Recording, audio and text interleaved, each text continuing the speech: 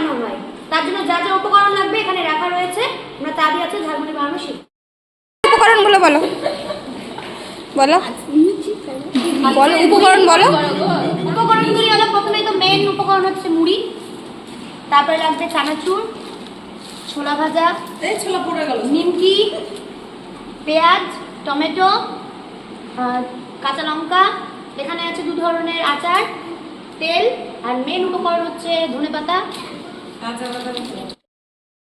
এখন আমাদের ধনেপাতা কাটা হচ্ছে, আস্তে আস্তে। এবার আমাদের পেঁয়াজ কুচি করে কাটা হচ্ছে,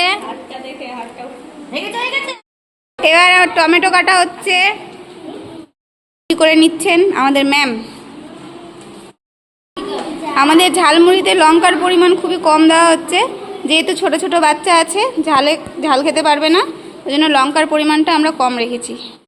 তাহলে হচ্ছে মেন উপকরণ মুড়ি, এবার পেঁয়াজ দেওয়া হচ্ছে, সবটি দিও না, আরও মুড়ি আছে অল্প দাও। এবার টমেটো দিয়ে দাও,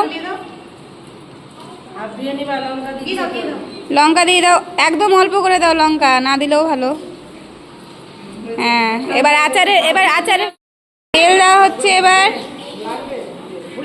দিয়ে দাও সবটি দিয়ে দাও। ছোট্ট স্টুডেন্ট ঢেলে দিচ্ছে চানাচুর, ভালো ঢেলে দাও।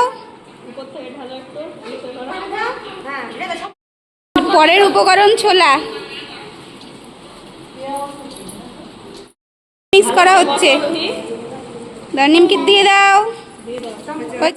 মেন উপকরণ আচার দিয়ে দেওয়া হচ্ছে, দিয়ে দাও। এবার মিক্স করে নেওয়া হচ্ছে, সব উপকরণ একসাথে মিক্স করা হচ্ছে। এবার বাচ্চাদের পরিবেশন করা হচ্ছে, ঠোঙাতে করে সব বাচ্চাদের দেওয়া হচ্ছে। হয়নি ঠোঙাতে করে এবার সব বাচ্চাদেরকে দিয়ে দেওয়া হচ্ছে। আমাদের বাচ্চারাও হেল্প করছে।